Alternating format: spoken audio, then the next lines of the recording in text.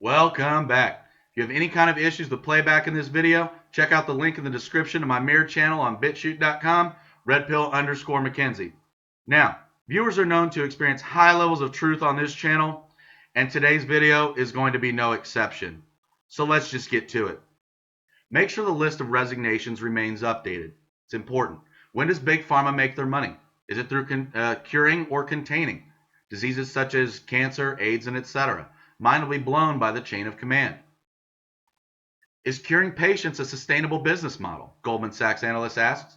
The analyst report notes that Gilead's Hep C cure will make them less than $4 billion this year. Boo hoo! One shot cures for diseases are not great for business. More specifically, they're bad for long term profits, Goldman Sachs analyst noted. The investment bank's report titled The Genome Revolution asked clients the touchy question: is curing patients a sustainable business model? The answer may be no, according to follow-up information provided here. Analyst Salveen Richter and colleagues laid it out. The potential to deliver one-shot cures is one of the most attractive aspects of gene therapy, genetically engineered cell therapy, and gene editing. However, such treatments offer a very different outlook with regard to recurring revenue versus chronic therapies. While this proposition carries tremendous value for patients and society, it could represent a challenge for genome medicine developers looking for their sustained cash flow. So what does that mean without all that fluff, all that PR fluff? What that means is if we develop you guys the cures and, solve all the issues with disease, well then what are we going to do to make our money? We're going to have to, create a new cure, and then a new cure, and then a new cure, and a new cure, because every time we cure something, we don't have any more people that are sick. That doesn't appear to be a problem to me, but it's a problem to them because they can't get more money. They can't have their sustained level of cash flow, which they get through walking that tightrope of keeping people sick, but yet making them feel comfy enough to where they're able to keep going back and taking their medicines. Quote on that medicines part for me. Anyway, for a real world example, they pointed out Gilead Sciences, which marketed treatments for hepatitis C that have cure rates exceeding 90%. In 2015, the company's hepatitis C treatment sales peaked at 12.5 billion. But as more people were cured and there were fewer infected individuals to spread the disease, sales began to languish. They just dropped off. Goldman Sachs analysts estimate that the treatments will bring in less than $4 billion this year. Okay, look, just for this drug right there, it peaked at 12.5 billion and they revenued and they profited 4 billion. Okay, that's almost 33%. Okay? I thought that was supposed to be good in business to have 33% profit on the end right there for, at least something that would have the betterment of mankind. Maybe give a little flex for that. Hardcore business enthusiasts.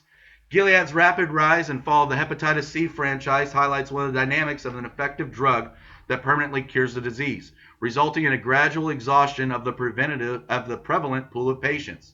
Okay? They're saying nobody's sick anymore. We're losing all our sick people that we can keep feeding them our medicines for. The perpetual cycle of that. The report noted that diseases such as common cancers, where the incident pool remains stable, are less risky for business. And what does that mean? Well, there's so many different types of cancer that they can, cover their bottom line through cancers. Well, what does that mean? We force them to make the cure for cancer, then there goes their cash cow. That's what that means. There goes their cash cow.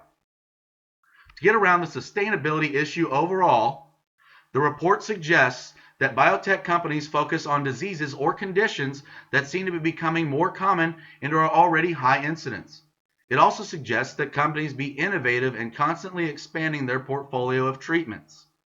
This can offset the declining revenue trajectory of prior assets. Lastly, it hints that as such cures come to fruition, they could open up more investment opportunities and treatments for disease of aging. Okay, so what do those last couple sentences mean right there? Okay, it hints that as such cures come to fruition, okay, once they've started creating all the cures and all the diseases of mankind have been cured, all of the major ones and maybe even, the minor ones, okay, then they're going to start having to figure out what they're going to do now. Well, oh, wait, They've already got the idea. Their PR stunt, their PR campaign is they're going to label, okay, the new issue of getting old as a disease because you're not sick from anything else. There are no other diseases, illnesses.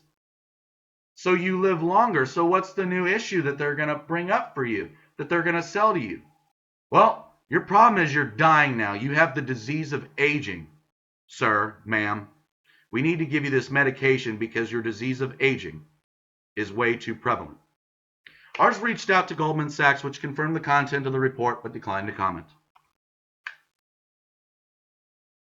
What if cures already exist? What about the billions spent in public, private, and the government provided to cure such? I mean, to fund the cures. They think you're sheep. These people are sick.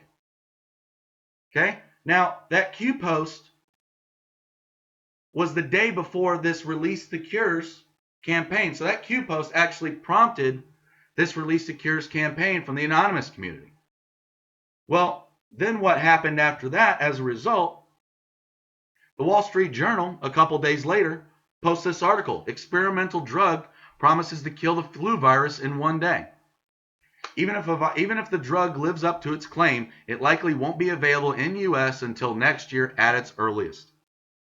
As Americans suffer through the worst influenza outbreak in almost a decade, a Japanese drug maker says it has developed a pill that can kill the virus within a day. But even if the experimental drug lives up to its claim, it likely won't be available into the U.S.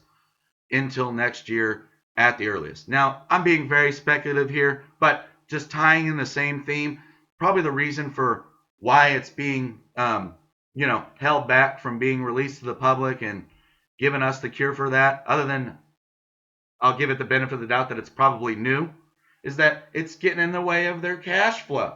They want to milk it for another year or 2 or 3 and the reason why I say or 2 or 3 and it could be longer is because, well, if we don't keep the pressure on as the public to them to be accountable, well, what do you think they're going to do? They're going to cover their bottom line. Q posts that article and says, what a coincidence, okay? And this is the day after. This board has more power and influence than anyone comprehends, okay? Meaning that it is the direct influence of the Release the Cures campaign that made that article come out, that made them have to admit that, they didn't give us everything, but they gave us that. Doesn't mean we can't get more, right? Let's keep going. This WikiLeaks email, okay? The domestic AIDS memo is the subject. This note and the attached memo are in response to your inquiry as to whether Kai has any thoughts on how to proceed on the comments President Clinton, and this is in reference to Bill Clinton, made on lowering domestic AIDS drugs prices at the World AIDS Day event. We were taken by surprise by President Clinton's comments on World AIDS Day and wished that someone had consulted with us before he made these comments. Okay, they wanted to check with him first. As you will see when you read this memo, we think that publicly pressuring the U.S. and European AIDS drug companies to lower prices and bringing pressure to allow generic AIDS drugs in the United States will have limited, if any, success and could seriously jeopardize our negotiations to continually lower drug prices in poor countries. We also believe that there are other more impactful ways to address the U.S. AIDS crisis today. What does that paragraph mean? Well, that paragraph means is, they've got a thing with pharma here where, pharma is kind of willing to negotiate cheaper drug prices in poorer countries, as long as in the rich countries, they can still keep that cash cow coming and still cover that bottom line. Oh, I've got more to back that up. We were taken by surprise by President Clinton's comments on World AIDS Day and wish that someone had consulted with us before he made these comments. We have always told the drug companies that we would not pressure them and create a slippery slope where prices they negotiate with us for poor countries would inevitably lead to similar prices in rich countries. If we were going to change our view on this, we should have informed the companies before President Clinton went public with this statement and attempted to negotiate a way for them to participate in and get credit for whatever steps we could have persuaded them to take help from the crisis in the States. So basically they were like, if we were going to be forced to do this, we wanted to get some of this PR, this positive PR for us. Okay, the drug companies were basically wanting from this, and the individual here in this email is saying, they're basically angry because they weren't consulted prior to those statements. Since President Clinton's comments were made, we have been contacted by a number of advocacy groups who are now intending to wage a public campaign to bring in generics and lower drug prices. We do not feel that we can participate in this without jeopardizing our work around the world. We cannot oppose what they might do, but we also cannot be publicly supporting it either. This campaign will not get started until January, so we have some time to figure out and act upon our own strategy. Oh, and for those of you who didn't read that, the date in there, this is from 2011. Okay, so I know it seems very parallel. It kind of technically is, but it's not. This isn't direct in the whole linear presentation here. Whatever we decide, we need to make a decision quickly, and President Clinton and Kai need to be in sync. I do not think it is a good idea for President Clinton to be taking one position and Kai another. Perhaps we should have a discussion with President Clinton about the next steps. And the response is, thanks, Ira. We'll pass this on to the president. Of the pricing agreements that Kai has negotiated, what proportion reflects agreements with big pharma companies in the U.S., Europe versus the international generic companies? Okay, basically, this person's double checking. Hey, what are the prices we've already kind of agreed on to make sure that we're not going to pressure them too far and bend their bottom line? Okay. Well, Q actually provided that WikiLeaks link. Okay, and use that instead of as an example.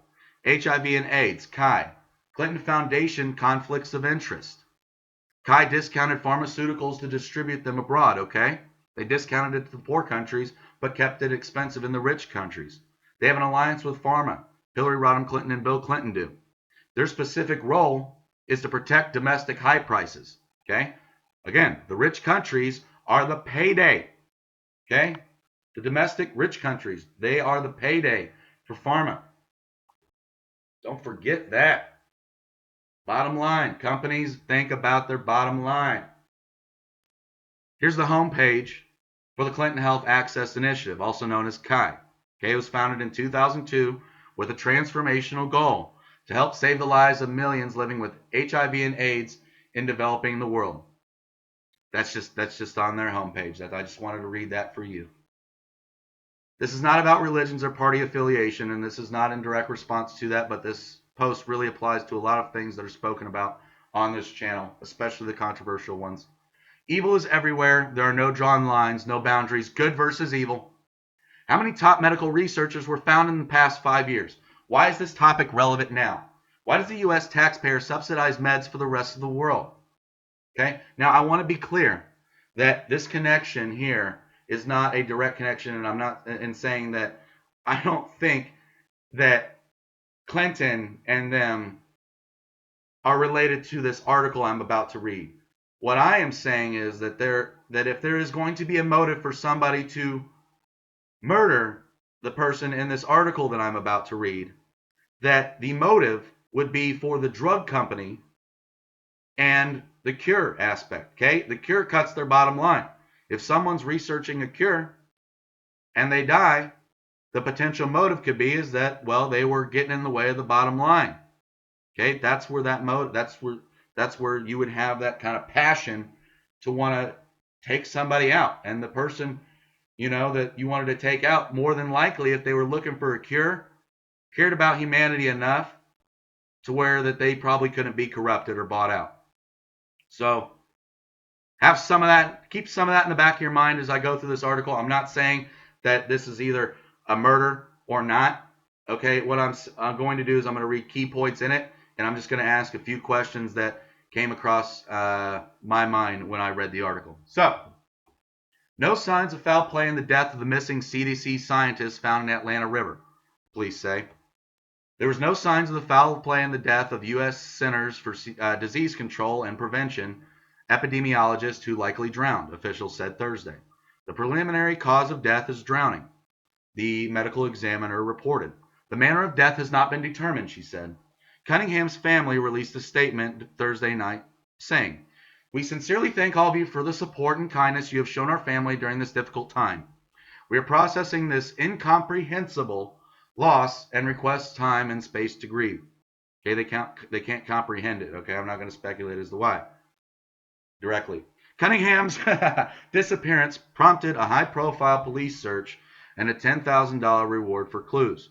As days went on, internet rumors circulated that the case was tied to his alleged role as a flu vaccine whistleblower. The rumors were debunked by police and his family. You know, I love that word debunked. I know there's a good handful of you or so that see that word and hang on to that word like it is just the gospel truth. It's like, "Oh, it's been debunked." FYI, you've been conditioned to where just like certain words, certain trigger words, you've been conditioned to where whenever you hear the word debunk, that you're immediately supposed to discount whatever it is that it's in relation to. Okay, but I could go on more and more on that, but I'm not going to waste time on this video going into that. I just wanted to point out that there are people that just get so excited when they see that word, and they're really just protecting their own psyche and trying to preserve their perceptions on the world. Because honestly, I mean, when you do realize these things for yourself, it can be quite shattering. Let's keep reading. Cunningham's home is not far from the river, O'Connor said. Cunningham was also known to be a jogger and was wearing his favorite jogging shoes when he was found. According to O'Connor, Cunningham was also an avid collector of crystals, and 3 crystals were found in his pocket. The condition of the body is consistent with Cunningham having been in the river since he first went missing. There were no signs of trauma to the body. We may never be able to tell you how he got into the river, O'Connor said. It was very difficult terrain, very difficult to access the location of where Mr. Cunningham was found. It was in a remote area that's not easily accessible by walking trails, by vehicle, or by people just being around there. According to O'Connor, police feel they've spoken to everyone of importance in Cunningham's life, and I believe they've obtained all relevant information over the course of the investigation. Hard at work. Cunningham of Atlanta was last seen February 12th, shortly after CDC supervisor told him why he was being passed over for a promotion, police have said. The CDC's director in mid-March issued a statement denying that Cunningham hadn't gotten a promotion and noting that he had been promoted in July. Atlanta police responded by doubling down on their version of events, citing the CDC as source of the information. The case perplexed investigators because Cunningham's keys, cell phone, credit cards, debit cards, wallet, and all forms of identification were found at his house along with his beloved dog. Earlier that morning at 5:21, Cunningham's mother had received a text message from him, and she had said, "Are you awake?" But her phone was on silent, so she didn't get it, and she regrets it and wishing that she had the opportunity to answer his text. Cunningham also called his mother a few hours later at 9:12 a.m. that day, but again she did not answer. The police said he did not leave a message. The CDC said in a statement to CNN that Cunningham's colleagues and friends at the CDC are deeply saddened to learn of his death. As in the CDC, called the doctor invaluable to the agency's work. Cunningham's parents, Tia and Terrell Cunningham, recently said that they shared a worrisome series of text messages and a phone call with their son on the evening of February 11th, the day before he went missing. "We shared that with the detectives and we kept that as a private matter," his father said. "As a parent, you have indicators of when things are just not right with your child," and that was the case. Okay, that's how his family members felt. You know, they just felt something was off. When they arrived at his house a few days later, Cunningham's parents said they knew something was wrong because his Tibetan Spaniel was unattended. The dog, known as Bo, had twice accompanied Cunningham to Harvard, where he earned his master's and doctoral degrees. Okay, so devil's advocate. The dog, we're going to throw the whole dog scenario out of here, okay? He left his dog there, okay? Big whoop. If you were going for a run, you were assuming you're going to come back, okay? You don't need to tell anybody, "Hey, can you watch my dog?" Or, make sure that my dog's okay. I'm going to be gone for like an hour, all right? Some people might, but a majority of the population really don't, especially for such a short amount of time for like running, okay? I mean, is he so avid that he runs a marathon a day? Anyway, let's get to where I'm not going to so much play the advocate and what kind of spoke out to me, and clearly the investigators, okay? Because it said it perplexed them, okay? Cunningham left his keys, his cell phone, credit cards, debit cards, wallet, and all forms of his identification left at his house, okay? We already covered the dog. I don't care either about his credit cards, debit cards, or any of his identification. Okay? He was going for a run, right? Okay? Well, I mean, if I'm going to go for a run, though, I want to lock up my house. Clearly, he was the only one there. He's the only one living there other than his dog. So he's going to lock up his house, right? Wouldn't you? So he's going to need his keys. A lot of people forget their keys. Maybe he locked his door from the inside, left his keys inside, shut the door, and that's why he didn't have his keys. Okay. Well, let's couple that with, well, why doesn't he have a cell phone too? Besides the fact that for some reason everyone nowadays can't seem to be separated from their cell phone. Okay, let's go to where it's maybe has a little bit more significance here than just the societal percepted needs. It said that earlier that morning, okay, he tried to contact his mom via text. He said, "Are you awake?" Okay, she didn't respond back to him. Okay, well, clearly because she didn't respond, more than likely it prompted him to then try to give her a call. Okay, well, she didn't answer, but he also didn't leave a message, so we don't know what he was trying to contact her for. Okay, but we do know that he didn't contact her and they didn't actually speak. Okay, and to me that's why it's important that he didn't. Why did he not have his cell phone? If I was trying to contact my mom like that and I didn't get anything back from her, I'm pretty sure that I would want to have my phone with me to make sure that I get that communication when she sees the message and tries to get back to me. Okay, and this guy's, I'm sure he's got money. I mean, he's a CDC researcher, a scientist, right? Scientists make bank. Okay, surely, he probably got an iPhone and he probably has one of those jogging bands with his iPhone in it. I'm just speculating, but what I'm saying is it's not like it's crazy to think that he wouldn't have his cell phone with him too and his keys. So he forgot his keys and his cell phone. That's my primary argument to why the story seems off to me and clearly to the investigators. It doesn't make sense to them. And the family also, it doesn't feel right with them. They're like, this isn't like him, and well, what if it was an accident? Okay, he just fell in. All right, it could have happened. Well, they also said that when he fell in, they're not indicating that he fell at some other part of the river and then, got washed down and moved down over there. It looks like they're indicating possibly, okay, and this is where I'm a little loose here, that maybe he hasn't moved. Okay, well, forget that. Okay, he had his favorite jogging shoes. He was out jogging, guys, right? Remember, he was jogging. He just forgot his keys. He just forgot his phone, but he's out there jogging. He's got his favorite shoes on, guys. Well, they mentioned a pocket. The crystals were found in his pocket. His shoes were so important to mention. Why didn't they mention what else he was wearing? What did that pocket go to? Shorts, pants, khakis, jeans. I know there's so many people, okay, that wear jogging suits. Okay, they're runner suits, and they don't even run. They don't run. Okay, and there are way many more people without any kind of ridicule that wear jogging shoes or tennis shoes with jeans every day.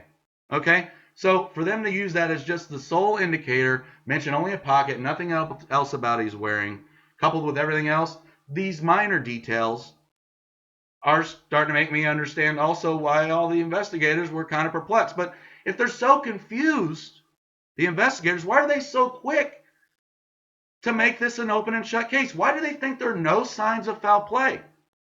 Just because there's no trauma? Is that it? That's it. Literally, there just has to be no trauma on the body, and we can wipe open and shut case, Johnson. We did a good job. I think there needs to be a more in-depth investigation. I don't think we need to say one way or the other. I think it needs to be a much more in-depth, honest investigation. Okay? Because it just doesn't make sense. And for a lot of people, again, including the investigators. Now, this death, I think we can all agree on. I mean, as all deaths, they're unwarranted. Okay, but this one, it seems to be either a mistake, okay, or something maybe even possibly worse. Either way, this is a tragic event. Someone has lost their life unexpectedly. And for any of you who are touched by that, you know, and it reaches to you because maybe you think that it just wasn't an accident. Well, and even if you think it was and you're just touched, if you're religious, you know, take a moment of silence here because we're all in here this together and pray. If you're religious, go ahead and pray.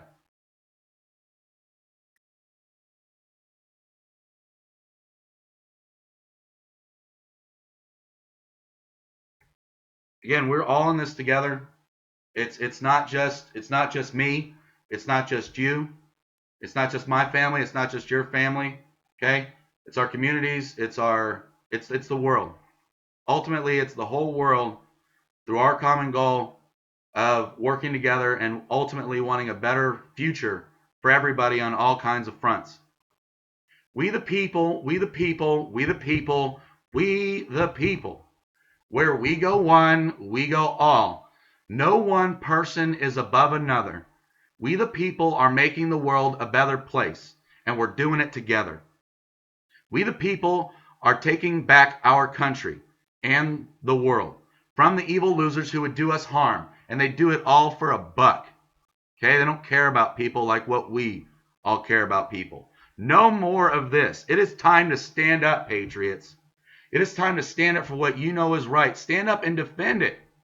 What you know is right in your heart. God bless you, and God bless the United States of America. 41020. Now, for those of you who don't know, 41020 translates to DJT. Donald John Trump, President Trump 45. So, if you like this video, subscribe and hit the bell for notifications, because if you don't hit the bell, YouTube's going to choose which videos of mine are going to show in the future. And if my record really indicates anything, they're probably going to choose that they don't want you to see anything else. So if you did like it, also share. Everybody you know, because sharing is caring. YouTube's not going to let anybody else see it. All right? This is Red Pill Mackenzie. I love all of you. God bless.